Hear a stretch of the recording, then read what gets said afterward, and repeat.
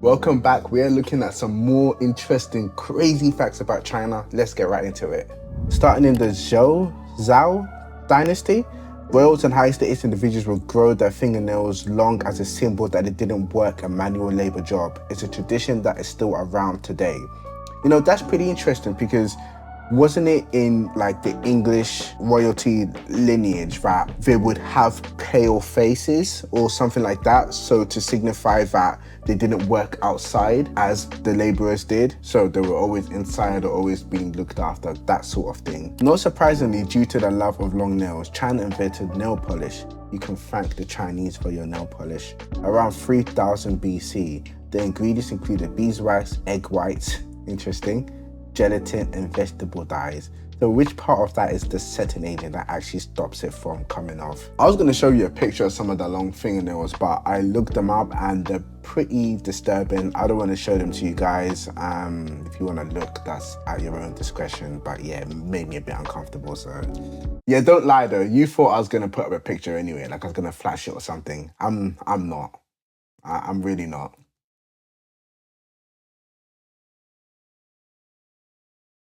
See, I told you. The Great Wall of China was built over 22 centuries. What? What? So the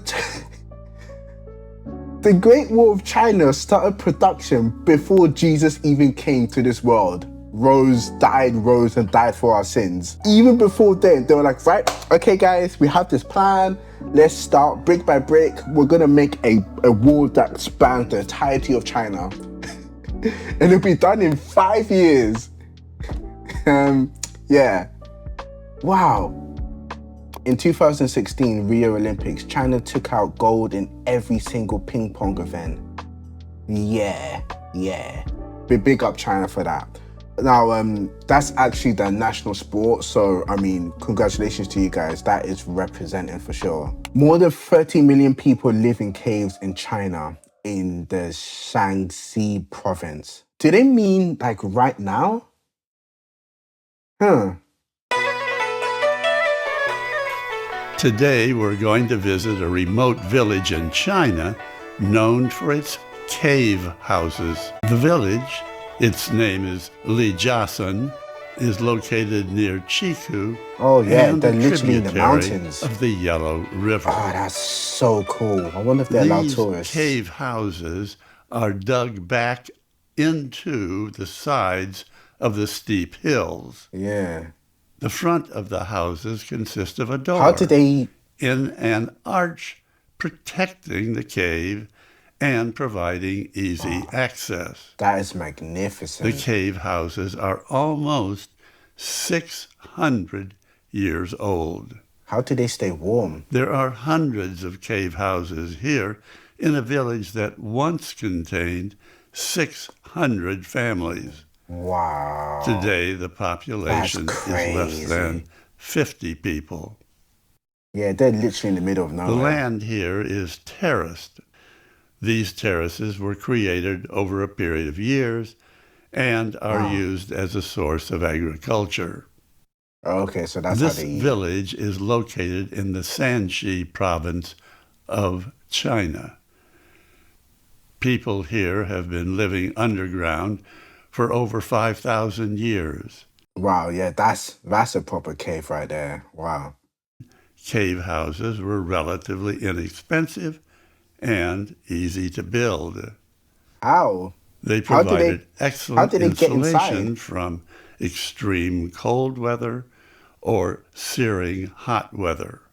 Oh, do you know what? That makes a lot of sense. I visited a cave in the UK, and one of the first facts they told me about it is that no matter the temperature outside, it's always 7 degrees in the cave. Always. Whether it's searing hot, whether it's freezing cold, 7 degrees in there. So that makes sense. White is the color of mourning in China, and thus is always worn at funerals as a symbol of death. Red is always worn at wedding as a symbol of happiness. This will make sense seeing as the Chinese flag is predominantly red as well. 85% of the population share the same 100 last names. That is magnificent. Let's look at these names. Okay, so let's look at some of the most popular ones. So we've got Li, Wang, Zhang.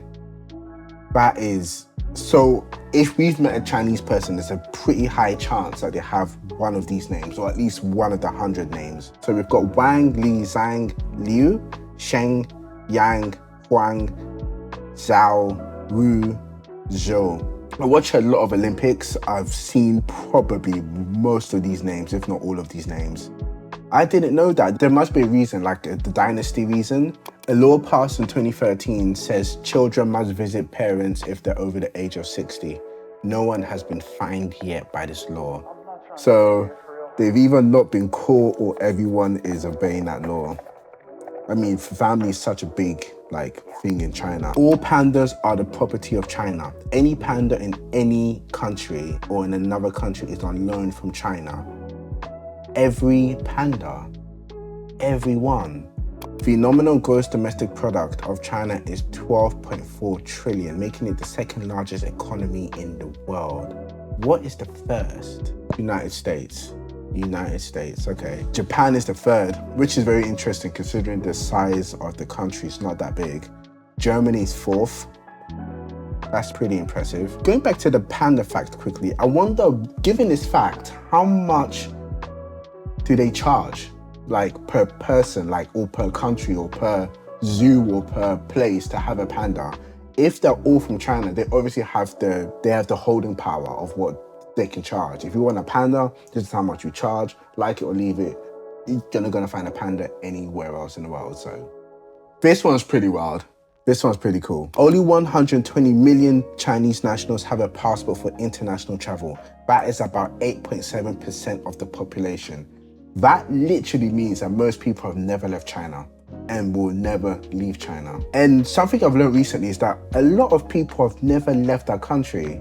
I mean, it's not like you have to, but if anything, most Chinese people will never see a white person in their life, a black person in their life, brown person in their life, maybe not even on TV, which is very interesting. So you can imagine if you go to some of these places where most people will never leave the country and you're just like a black or a white person, you just show up, it's gonna be kind of like,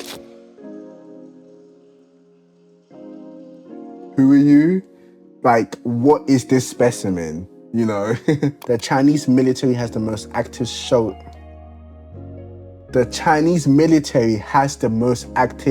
soldiers, there we go, in the world compared to any other army. The number sits around 2 million. I find this picture very interesting. Like, look at this guy. He looks like he's really going for it. And then the guy behind is just like, oh. And then some of these other guys are just like, oh, hey, this is fun. Hey guys, this is great, Beijing means northern capital. So Beijing is that's literally what it means, I guess. There's also a city called the southern capital, which is Nanjing. And the Chinese word for Tokyo means the eastern capital in Chinese. That doesn't make any sense. So if it doesn't have the Jing, so North Jing, South Jing, Tokyo. That doesn't make any sense. The word kangaroo in Chinese is literally pouch mouse. Oh, I love that. That's cute. 1.1 billion people speak Mandarin as their first language, making it the most commonly spoken language on the planet. Yeah. That makes sense. So what's the second and third? My initial guess would be English and Spanish. Like, those would be the top three, I would think. I can't think of any other language that's spoken more. French might be up there. Portuguese somewhat might be up there. Okay, so number one is Chinese Mandarin, Spanish, English, not really surprised. Hindi, of course. Bengali. Whoa, what's the population of Bangladesh? 189 million. Okay. Bengali. Portuguese. Portugal's up there. Russia, Japan. Okay. Japan?